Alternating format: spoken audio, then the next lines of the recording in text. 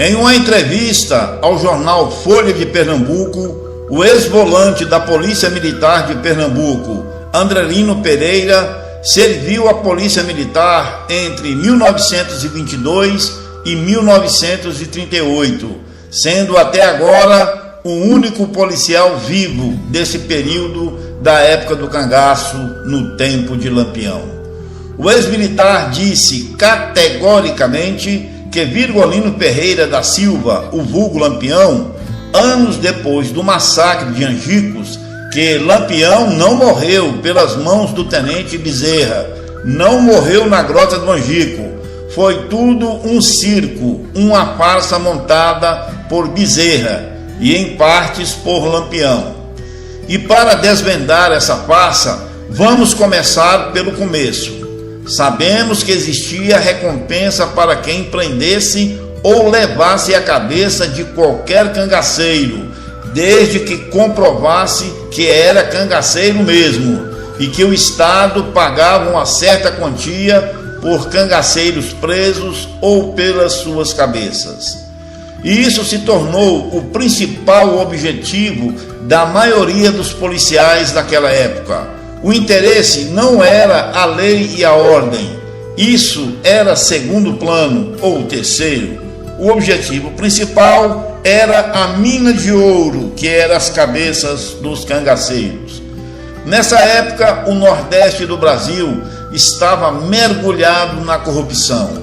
Era tanta corrupção que os oficiais de alto escalão brigavam entre si para vender o excedente da munição para Lampião. Parece piada, mas não era. Militar vendendo munição para bandido que vai combater a ele mesmo. Isso só acontece no Brasil. Lampião era muito rico, mas muito mesmo. Ninguém daquela época ganhava mais ou menos 20 contos de réis mensais. Era uma dinheirama. Ninguém, nem um empresário do Brasil, lucrava isso mensalmente. Por que Lampião durou 20 anos no cangaço? Vou te responder. Por causa da sua enorme rede de coiteiros. Para um bandido, informações seguras era tudo o que ele precisava. Os informantes eram de humildes sertanejos agregados a médios e grandes coronéis fazendeiros, políticos de alto posto e oficiais da Polícia Militar de 5 estados. Por isso, Lampião era a pessoa mais bem informada e protegida daquela época. Não dava um passo sem saber o que encontraria pela frente. Se bem que existiam traições, mas Lampião não confiava em ninguém. Sabia que estava se lidando com pessoas interesseiras, de péssima índole. Poucos coiteiros davam o seu apoio unicamente pela amizade. O último ex-volante vivo da Polícia Militar de Alagoas, Andrelino Pereira, disse em entrevista ao jornal Folha de Pernambuco que Lampião não morreu na Grota do Angico. Lampião teve vários avisos, inclusive do próprio sargento Bezerra. O rei do cangaço foi avisado por Bezerra que a volante ia combater o bando de verdade. Agora tinha ordens severas do presidente da República, o Getúlio Vargas, e que era para ele sumir, que a tropa estava chegando. Não ia aliviar para ninguém, nem a ele. As coisas mudaram. Esse aviso foi o agradecimento de Bezerra a Lampião por ter enriquecido, vendendo informações, munições e armas para o rei do cangaço. No dia da fuga de Lampião, Zé Sereno relatou ao seu chefe, o rei do cangaço, que Pedro de Cândido, quando veio trazer as compras da feira, perguntou quantos cangaceiros estavam na grota. E Zé Sereno disse a Pedro de Cândido que não interessava saber. Depois de receber as mercadorias de Pedro de Cândido na grota, Zé Sereno alertou que ninguém bebesse das bebidas, pois poderiam estar envenenadas, mas alguns cangaceiros pagaram para ver e quase morreram envenenados. Só não morreram porque beberam apenas um gole e esperou a reação. Vomitaram até as tripas, era veneno de rato, mas não morreram. Zé Sereno perguntou a Lampião o que ele iria esperar para todos caírem fora dali. E Lampião respondeu que no outro dia cedo levantaria o acampamento. Mas a verdade é que Lampião já tinha 2 cavalos preparados para a viagem, com arreios confortáveis e os embornais cheios de alimentos não perecíveis, carne seca, sardinha em lata, farinha, rapadura, queijo e água nos cantis. Lampião sentiu que aquele dia 27 para 28 de julho de 1938, seria o dia em que abandonaria o cangaço, pois até veneno mandaram para ele. Lampião há muito tempo já dava sinais de cansaço com a vida do cangaço. Pensava em ter uma casa, um teto, um fogão de lenha, criar galinhas, porcos e seus cachorros, dormir sossegado até mais tarde. Já dizia Lampião, isso não era segredo. Lampião deveria estar no Guinness como o único homem a sobreviver 20 anos em uma guerra sem tréguas. Outro motivo que levou Lampião a abandonar a vida cangaceira é que as forças Volante agora estavam bem mais armadas do que o seu bando, e que a Volante tinha automóveis, caminhões e metralhadoras que derrubavam até aviões. E a cada ano a força dobrava de tamanho.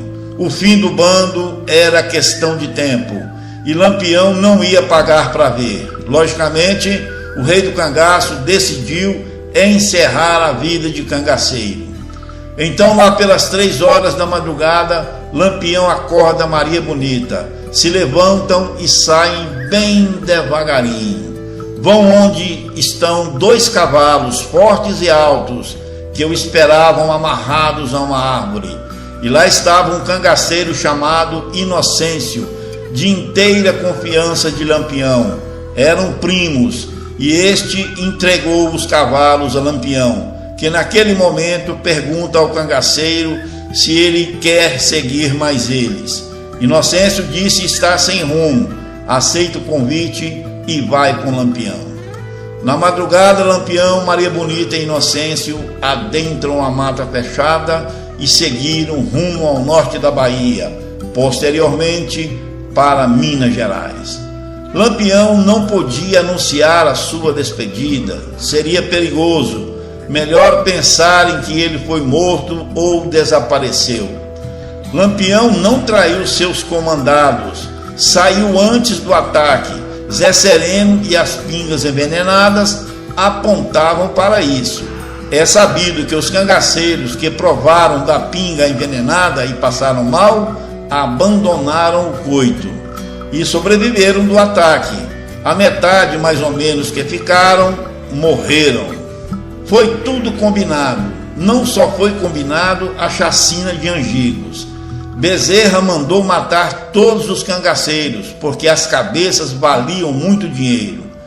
Lampião, depois de 3 meses, mandou um recado a Zé Bezerra, dizendo que a amizade estava desfeita por causa da chacina, porque ele só visou o dinheiro, não lutou, assassinou homens ainda dormindo, e que era para ele tomar cuidado, pois iria mandar jagunços atrás dele. Zé Bezerra passou o resto da sua vida se escondendo, com medo de ser morto a qualquer momento, pois sabia da capacidade de Lampião. Bezerra ficou rico, mas perdeu a paz. Mais uma estratégia de vingança de Lampião. A fuga foi muito bom para Lampião, que sairia do cangaço pela porta da frente. Estava muito rico e viveria o resto da sua vida no anonimato, sem polícia em seu encalço. Viveria com o conforto que o dinheiro pode dar, ao lado da sua Maria Bonita. Também atendia os interesses do tenente João Bezerra, pois ganharia notoriedade, posto mais avançado, dinheiro e fama em todo o Brasil. Ficou conhecido como o homem que matou Lampião. Hoje, metade das pessoas que consomem histórias do cangaço ainda pensam que Lampião morreu em Angicos. Dias depois da chacina de Angicos, a polícia mandou médicos legistas declararem que Lampião e Maria Bonita estavam mortos. E esses médicos nunca o viram. Isso aconteceu porque, em meio aos cangaceiros, já sem vida, encontraram um cangaceiro novato, ainda sem nome, que se parecia um pouco com Lampião, e sua mulher, que também tinha alguns traços de Maria Bonita. Notem que o rosto do cangaceiro morto se parece um pouco com Lampião, mas é o rosto de um homem de aproximadamente 25 anos, bem mais novo que Lampião, que nesse fatídico dia tinha 40 anos de idade. E algumas rugas. As fotografias, uma ao lado da outra, não apontam que eram a mesma pessoa. O tenente Bezerra recebeu a vultuosa recompensa pela cabeça de Lampião, que não era a cabeça de Virgulino Ferreira da Silva, e não dividiu um centavo com seus subordinados. Dizia que quando recebesse, pagaria. Recebeu e não pagou ninguém. Esta ação era de se esperar. Vai esperar o quê de um militar que negocia com bandido? Bezerra entrou para a história como o homem que matou Lampião. Isso, de certa forma, foi bom para o ex-cangaceiro, pois não tinha polícia à sua procura. Igualmente a Zé Baiano, Lampião aplicava seu dinheiro em gado e terras distantes. Depois descobriu-se que o rei do cangaço tinha uma fazenda em Minas Gerais, e para lá é que se mandou com a sua Maria. Veja agora o depoimento do ex-policial militar volante de Pernambuco, Andrelino Pereira, e quando e onde morreu Lampião. Isto muda tudo na história do cangaço. Veja o depoimento ao vivo da testemunha. Lampião morreu em Minas Gerais, na fazenda São Francisco, muitos anos depois. Ele morreu em 63, no mês de julho. Na fazenda, nas cabeças que estavam penduradas no caminhão, eu vi. Aquelas cabeças, eu olhei para ver se encontrava de Lampião, não encontrei. Aí procurei um rapaz que estava colocando se a cabeça de Lampião estava naquele meio. Está aí no meio. Só fez dizer isso, está aí no meio. O senhor ficou desconfiado? Aí eu voltei a procurar, mas não vi. O cara que mandou foi o coronel João Bezerra de Alagoas. Esse era o chefe lá. E a história só foi dele. Procurei o cara que estava colocando, ele falou de banda assim, não, tá aí, foi o que ele disse, tá aí. O senhor disse o quê? Perguntou, qual é a cabeça do Lampião? Aí ele disse, aí eu falei, ô moço, e a cabeça do Lampião tá nesse meio? Tá aí, foi o que ele disse. E eu olhei para tudo, quando olhei para outro, não peguei nada. Olhei e não vi nada. Fui para o outro lado do caminhão, não vi nada. Não, aqui não. Aí, também ele, o cara, não falou mais nada. O senhor disse a ele não, que não estava? Disse a ele. Aqui não está não. Ele também ficou calado, não disse nada. Ele tinha um companheiro dele. Justamente quando ele saiu do bando, que atravessou o rio, atravessou de canoa. E do outro lado pegou um cavalo e foi-se embora. E dessa vez foi bater em Minas Gerais. Ele já tinha a fazenda dele lá. Foi bater lá. E justo com o cangaceiro que ele gostava dele. Chamava-se Inocêncio. Ele. Era o homem de confiança. Era de confiança dele. E como é que o senhor ficou sabendo que Lampião tinha... Um amigo dele, de Lampião. Era amigo mesmo. Era um senhor de Porção. Era conhecido dele. Tinha trabalhado com ele, com Lampião. Quando ele morreu, essa morte aí de 38. Ele estava lá, era um velho já. Ele estava lá, vivia com ele. Aí sabia que eu gostava de Lampião, aí me disse. Passou em Pesqueira, eu estava até engraxando o sapato.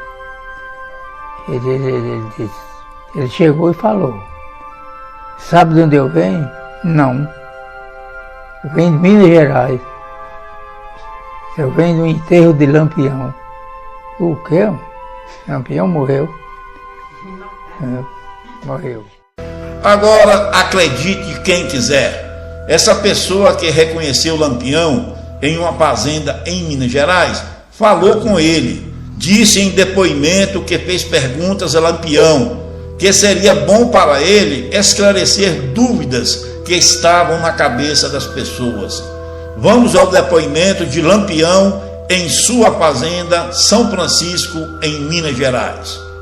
Dizem que o senhor traiu os companheiros, é verdade isso? Não, eu jamais trairia meus amigos. Apenas abandonei o cangaço. Fiquei sabendo o que aconteceu pelo jornal. Não colaborei com polícia nunca. Jamais faria isso. Apenas peguei 2 cavalos e fui para minha fazenda em Minas Gerais, que eu comprei justamente para sair do cangaço. O senhor soube da lealdade do Luiz Pedro para com o senhor? Ele já estava fora da zona do perigo e voltou para morrer junto com o senhor, cumprindo uma promessa. Li alguma coisa nesse sentido. Pode ser que seja verdade. A gente se respeitava muito e éramos muito amigos.